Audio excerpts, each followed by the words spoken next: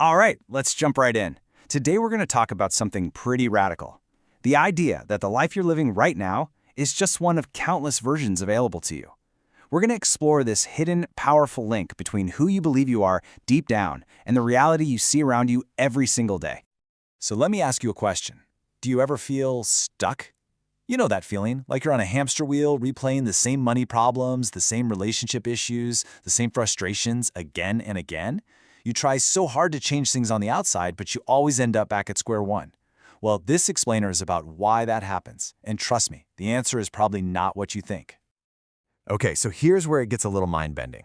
The core idea we're diving into is that infinite parallel realities, one where you're wealthy, one where you're broke, one where you're thriving, one where you're struggling, these aren't just ideas from science fiction. The premise is that they all coexist, right now, as fully formed, accessible potentials. So if that's true, if all these other lives are out there, why are you experiencing this one, right? Let's dig into how your consciousness acts kind of like a radio tuner, dialing into just one single station from an infinite broadcast and calling that your life. This right here, this requires a huge mental shift. I want you to stop thinking about reality as one single road that you're stuck on. Instead, picture it like an infinite radio broadcast. Every station is a different reality, a different life. And each of those stations, each reality, is vibrating at a specific frequency. And that frequency, it's just the dominant feeling, the dominant state of being you're broadcasting. So your consciousness isn't building a new reality. It's just selecting a channel that's already playing. The real power isn't in creation, it's in selection. So what's controlling the dial? What keeps us locked onto the not enough station when the abundance station is playing just a click away? Well, let's get into the mechanism that acts as our invisible prison, our self-image. And we talk about your self-image. We're not just talking about your personality or your ego. Nope, this is way deeper. Think of it like the master operating system running in your subconscious. It's the sum of all your beliefs about yourself and the world. And this program is on 24/7, constantly beaming out a signal, a vibrational frequency, that literally tunes you into a matching reality. It is the invisible filter for everything. And here's the kicker.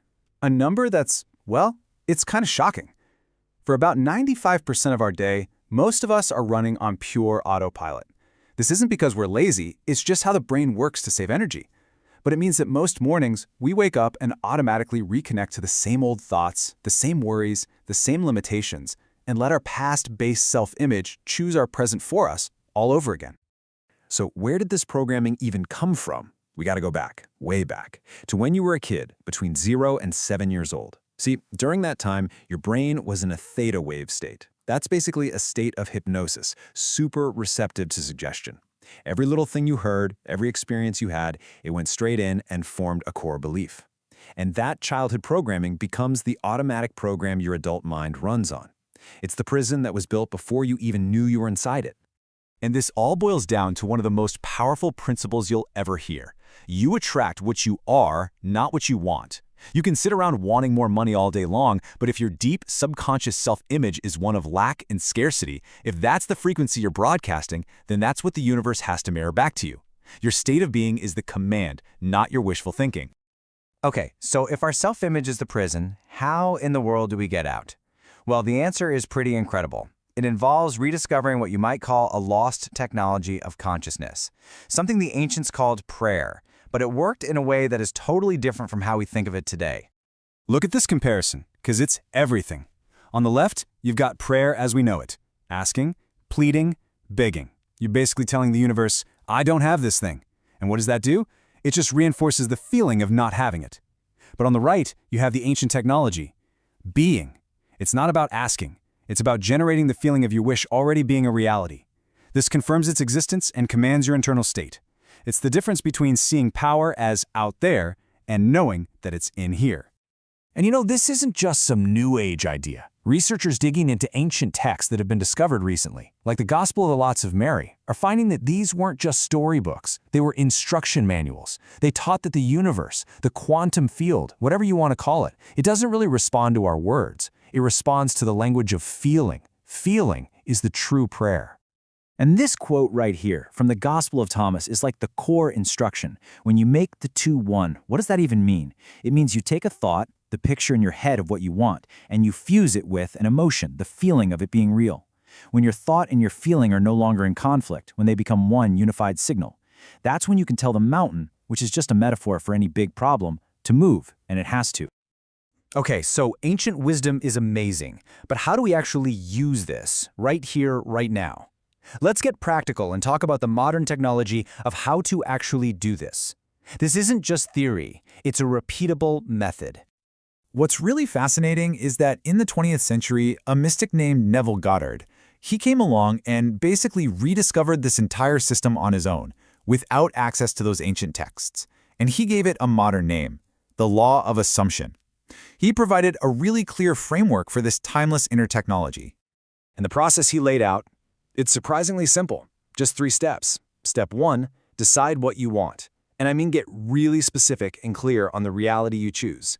Step 2, and this is the absolute key, you have to assume the feeling of it already being true.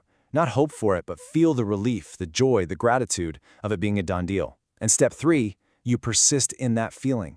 You start thinking from that new reality, not just of it. You don't need any special equipment for this. You've already got the 2 tools you need, your attention and your imagination.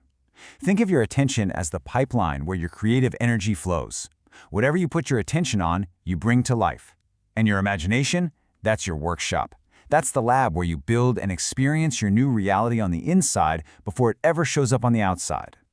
So, when you put all of these pieces together, it leads to a really profound, and I mean life-changing, shift in how you see everything.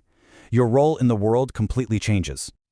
And here it is, the ultimate takeaway. Your world is not happening to you. It is literally happening from you.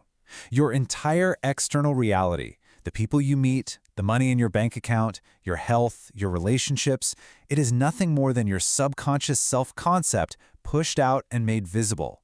It's a perfect mirror of your inner state of being. And that's exactly why trying to change your life by fighting your circumstances never, ever works. It's like standing in front of a mirror and screaming at your reflection to smile. It's pointless, right? It's exhausting, it's futile. The only way to change the reflection is to change the person standing in front of the mirror. All real, lasting change has to start on the inside.